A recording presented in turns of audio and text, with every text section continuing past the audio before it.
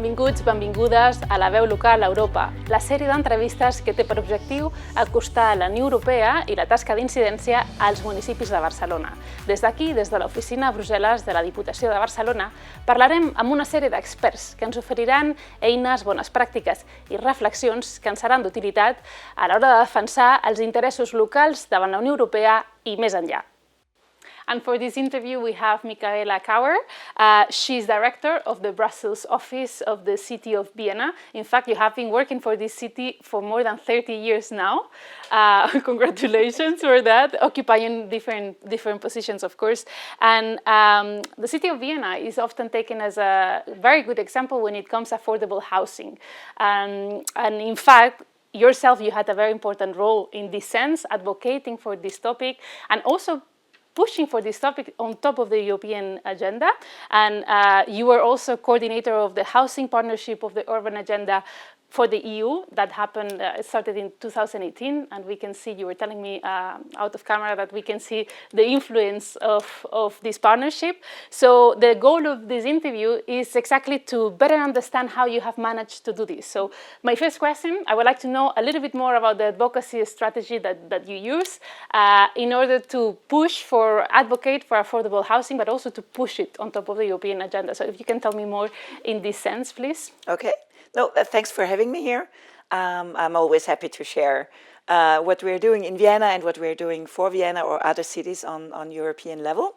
I think with advocacy, it's always a bit tricky, and maybe to explain also for the audience, what means advocacy. It means that from a weak position, you have to make sure that a topic arrives on the political agenda of the decision-making institutions. So, in fact, when it comes to housing, it's a very, very difficult task to do advocacy for housing on EU level, because, in fact, the EU does not have any competence to do anything about housing. I mean, there is a few EU policies that have an impact on how we can organize housing in our cities and regions and countries, but in fact, housing is a task of the member states. So pushing for something on EU level is already a very difficult task. And it took us more than 10 years to bring housing and the problems that many, many people face with housing to the political level of the European Union. And in fact, my mayor, at that time it was Michaela Kauer, asked the EU to change some of the things that they're doing about housing with regard to investment possibilities of cities. And this took us more than 10 years to arrive at a point where now we have a housing commissioner that is going to deal with those topics. So you need a long breath, and you need to be very, very clear in your positioning. But the message I take is it takes time, but it works. Yes. But it's important, right, that Yes. the municipalities, they stay strong and and they stay committed. Mm-hmm. Yeah. Mm-hmm. Yeah. Mm-hmm. Okay, thank you. And in terms of channels, formal or informal, what work best in this strategy? You know, it's very funny because when I became the director of the Brussels office of the city of Vienna, I did not expect housing to be such an important topic, honestly. I was thinking, okay, I represent the city of Vienna, I'm going to do everything. Yeah, I'm going to do what we do in environment or for women's rights or social. But then everybody came to me and said, listen, Vienna is good with housing. So I said, okay, we have to do something about housing. And there it started, where we had like informal meetings a lot, people asking us about what do we do, what kind of projects are we running in Vienna, big housing development sites, but also formal. So we are members of European city networks like Eurocities. Our mayor is member of the Committee of the Regions. So we used those formal memberships also to put more information on housing in the EU agenda setting process. How important are these networks at European level? I think very important, because if Vienna has a good idea, or any city, Barcelona, or any smaller city in the area of Catalonia, anywhere in Europe, if it doesn't make sense, it's nice, but it's nice to have, but it's not changing anything. So you always have to join forces with others, and networks where you are a member of, they give you the structural joint voice, common voice. And that's important because when, for instance, we're talking Eurocities, they now have 200 members in 38 countries, representing more than 115 million people. This is something where we have a position there on housing that makes a change. But it's funny that actually there was this need, no? Like you were asked to take this leading role. It's not like you were pushing for it, but you were asked, which shows also that there's a very important housing crisis in all around Europe. Indeed it is. And obviously, I mean, Vienna comes into this position of being asked or being invited very often because people see that the data simply, they confirm our position, because we know that a big share of social, public, cooperative, affordable housing, that a strong protection of people in the housing sector, but in Vienna it's mostly tenants, but in other places it can be homeowners, the strong protection element and the clear commitment to invest in housing throughout in all the years and throughout any crisis, this has proven to have a stabilizing effect in our housing market. And this stabilizing effect is, of course, regulating rents also in the private sector, which means that people can afford living in Vienna, and we are renowned for our good quality of life. And I think that gives us credibility, because we know how to do it. And have you seen other cities copying or getting inspired by the model of Vienna? In fact, we are very, very proud that the OECD, the Organization for Economic Development and Cooperation in Europe, is pushing for other countries and cities to take the Vienna system or the Austrian system as a model for their own housing policies. So it's not only cities that are inspired, because we also learn from others. That's very clear. We learn a lot from other cities as well, and we do love to do that because we think we're not having the solutions for everything. But this exchange is important, but being recommended as a model is, of course, very rewarding, I must say. And this recognition, is it perceived back at home in Vienna? Are citizens aware? And our mayor, I mean, we have a new mayor now since 5 years, Michael Ludwig. He has been the former city councillor for housing. So he knows that very well, and he's of course very proud that the model that he has been also working for more than 10 years is taken up by so many people, and he's referring to that a lot. In fact, I wanted to ask you precisely about this, because I suppose this is not an isolated effort from the Brussels office of the city of Vienna, but there's a lead from the central administration. So how important is it? And is it a mayor's personal thing, or is it like an administration? How would you describe this? I think it's a very broad political and administrative consensus. Yeah. Because since we are doing this since more than 100 years in Vienna, the Vienna model of social and affordable housing is really embedded and enshrined in our DNA. Yeah, it's not only about rules and laws and competences. It's not only about technocratic elements. It's really a commitment, and you can see it, for instance, by the fact that housing, and especially the municipal housing that we have, you must imagine that 1 in 4 Viennese citizens lives in municipal housing in Vienna, which is 500,000 people. So those people, they like to live there. Yeah, mostly. They're singing songs. There is TV series that are being done in municipal housing. There are songs about the municipal housing in Vienna. There's a theater in the municipal housing entities. So there's a lot of things culturally also going on. So people don't feel ashamed to live in municipal or social housing in Vienna, and that makes a big difference when I compare it to other cities. So it's not for the poorest part of society. It's a generalized. Yes. I think that if you want some numbers, more than 2/3, close to 2/3 of the Vienna population live in some form of public or cooperative or otherwise protected housing. And that's something that really makes people breathe freely and be able, with other political measures, but this really allows people to have a plan for their life and to have a security that they will be able to stay in that flat for their whole lifetime if they want to, and that they can raise a family. And if I look in some Spanish cities, I'm sorry, there are young adults who still live with their parents. It's a very big problem psychologically. It's re-infantilizing people.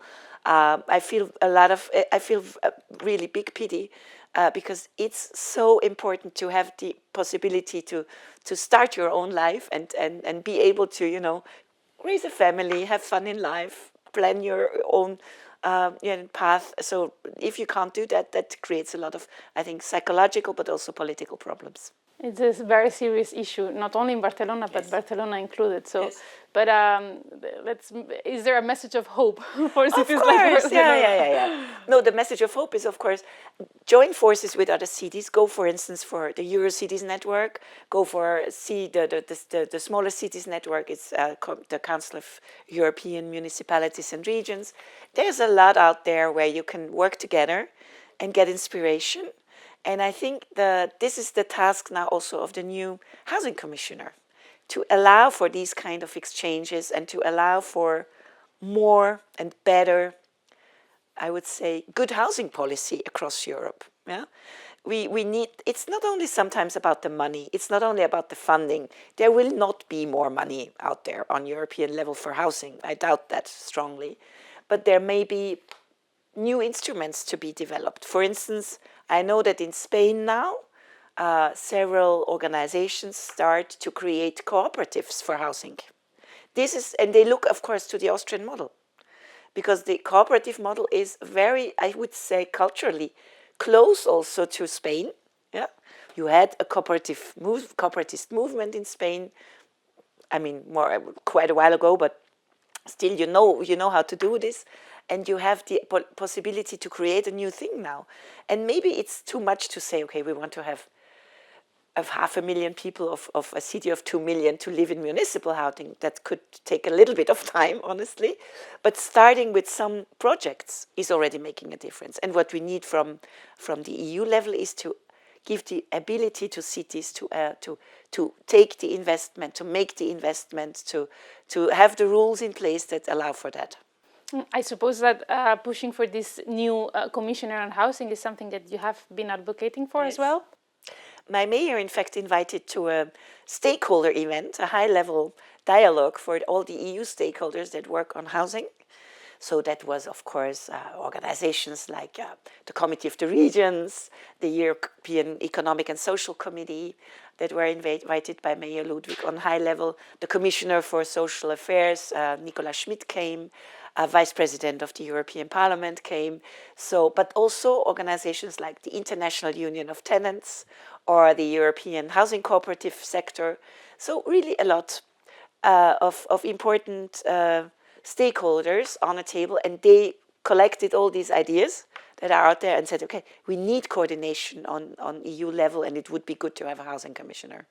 So yeah, it's clearly linked also to Vienna, I would say, the message. And what can we expect from, do you think, in your opinion? I mean, I know it's very early to judge now, but... I mean, he will not be the only one to deal with housing, because he also has to deal with energy. And well, clearly, I mean, housing and energy, they are very, very... There's a lot of links, yeah? If you look at the rising housing costs, we know that... of course, energy prices are going up, cost of living are going up, rents or mortgage rates are going up, so people are really under pressure. And again, as you said, it's not only the poorest of the poor, it's the middle class people who cannot afford living anymore. In some places, rents have gone up by 100%. In some places, you pay 60, 70% of your income for housing, so that is really making a lot of problems for many people, and I must add, also for women. Because we have a gender pay gap in Europe and we have a gender pension gap in Europe, clearly when affordability is at stake or energy prices are rising, women are the first victims of these cost of living crises, and they are even more under pressure, especially if they are old or single parents. So this is something I would expect the new commissioner also to have take a little bit of a gender lens when he is developing his new policy. Thank you. It's important that you mentioned this gender lens that at the end affects everything, right?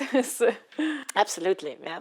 And it's also because it's not only seeing women as a problem. In Vienna, clearly, we also say that we need to have all the talent out there. And of course, if we look at all the big energy and renovation wave and energy efficiency measures that we're going to need in Europe to really combat climate change and the climate crisis, we will not find them everywhere. We will have to secure the skills also of all people who could work on a better climate, say, refurbishment of all the buildings. And there, of course, you have to train women in all the technical professions, engineering, what have you. Like, we have great women architects, yeah?